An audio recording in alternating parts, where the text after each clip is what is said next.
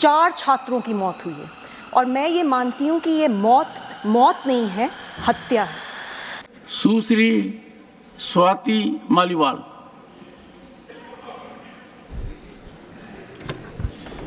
Thank you, Chairman Sir, for giving me an opportunity to speak on such an important issue.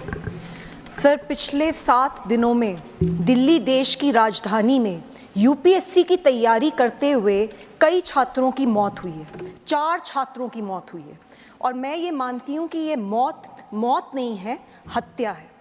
Sir, हमने देखा किस तरीके से पटेल नगर में एक छात्र, नीलेश राय नाम उसका था, वो लड़का अपने घर के बाहर खड़ा था और वहाँ पर पानी भर गया और इस कारण से जैसे ही उसने गेट पकड़ने की कोशिश करी, उसका करंट लग के उसी वक्त मौत हो गई। 2 दिन पहले राजेंद्र नगर में बुरी तरीके से 3 बच्चे डूब के मर गए।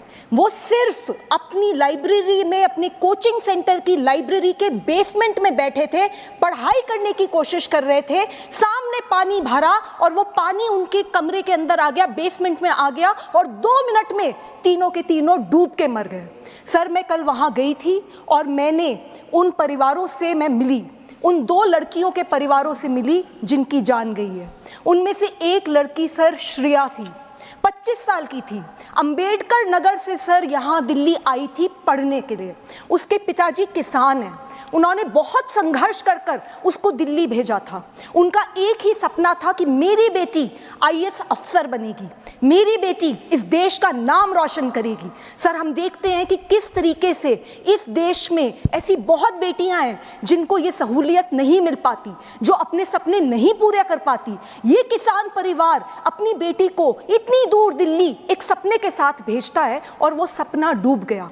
इसी तरीके से तान्या जो 21 साल की थी, नवीन भी जो केरला से था, तान्या सिकंदराबाद से थी। सर, दोनों के दोनों डूब गए। कौन जिम्मेदार है?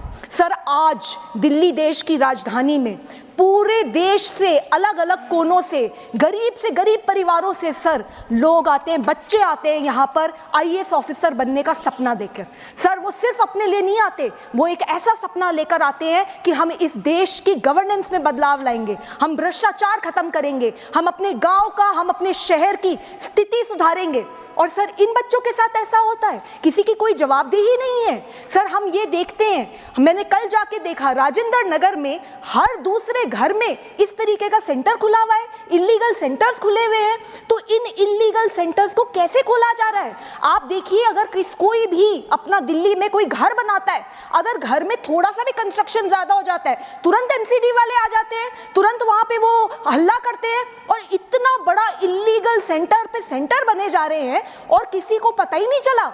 तो बहुत बड़े भ्रष्टाचार का मामला है जो आपके माध्यम से मैं यहाँ पे पेश करना चाहती हूँ। सर, हमें ये भी देखने को मिलता है कि थोड़ी सी बारिश होती नहीं और दिल्ली में कई इलाकों में ऐसा हाल हो जाता है कि नाव लेके निकलना पड़ जाए लोगों को। तो ड्रेनेज सिस्टम को कौन साफ करेगा? क्या दिल्ली सरकार और एमसीडी की कोई जिम्मेदारी नहीं है? सर, मैं ये आपके माध्यम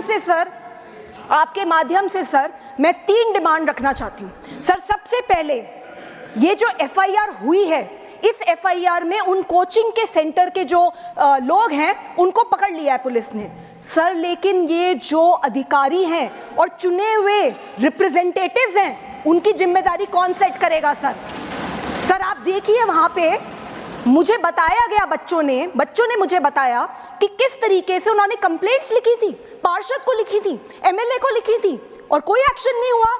तो जो एफआईआर हुई है उसमें पूरी तरीके से जांच होनी चाहिए और ये जितने भी अधिकारी हैं इन सब के ऊपर सख्त से सख्त कार्रवाई होनी चाहिए। एक ऐसा मैसेज देना चाहिए कि आगे किसी की हिम्मत ना हो इस तरीके का लापरवाही या भ्रष्टाचार करने की। सर, दूसरी बात, सर, ऐसे मौकों पर कोई क्या ही मुआवजा देगा? एक परिवार जिसने अपनी बेटी खो दी, जिसने अपना बेटा खो दिया, सर, उसके लिए तो सब कुछ खत्म हो गया। मैं कुछ भी कह दूं, हम सब मिलके कुछ भी संवेदना प्रकट कर दें, हम उनका कोई भी खामियाजा नहीं कर सकते, हम उनकी संवेदना प्रकट ही नहीं कर सकते सर, वो इतनी पीड़ा में है। लेकिन दिल्ली सरकार का फर्ज बनता है कि 1-1 करोड़ का कॉम्पनसेशन एक बच्चे को मिलना ही चाहिए। तीसरी बात सर, हम ये देखते हैं इतने सालों से यूपीएससी की तैयारी करने के लिए दूर दूर जगहों से दिल्ली में बच्चे आते हैं, पर अभी तक दिल्ली सरकार ने इस तरीके के पीजीज को, इस तरीके के कोचिंग सेंटर्स को रेगुलेट करने के लिए कोई कानून नहीं बनाया। यूपीएससी की तैयारी करते हुए जो बच्चे हैं या बाकी एग्जाम्स की तैयारी करते हुए जो बच्चे हैं, उनके वेलफेयर के लिए कोई स्कीमें नहीं बनी है, कोई गाइडलाइंस नहीं है। ये सारी की सारी गाइडलाइंस होनी चाहिए। सर, अंत में इतना कहना चाहूंगी, मैंने देखा है सर, दिल्ली में देखा है मैंने बहुत बार कि एक 100 मीटर की सड़क बनती है और उसके ऊपर 4 नेता आ जाते हैं, हमने बनाई, और उसके बाद प्रचार पे प्रचार होता है, हमने 100 मीटर की सड़क बना दीजिए, बहुत बड़ी सड़क बना दीजिए। और इतना भी देखती हूँ कि जब वहां बोर्ड लगता है ना कि किसने सड़क बनाई, उस पर भी लड़ाई हो रही होती है कि नहीं यहाँ पे मेरा नाम लगेगा। और जब उसी सड़क के ऊपर पानी भर जाता है लापरवाही के कारण से, भ्रष्टाचार के कारण से, तो सारे गायब हो जाते हैं, कोई दिख नहीं रहा। मैं कल वहां गई, मुझे बड़ी पीड़ा है इस बात की कि अभी तक दिल्ली सरकार का कोई भी मंत्री, दिल्ली सरकार का एमसीडी का कोई भी इलेक्टेड रिप्रेजेंटेटिव, कोई भी ऑफिसर इन परिवारों से नहीं मिला है। सर, आपसे यही रिक्वेस्ट है, sir please give justice sir. Doctor M Thambidurai.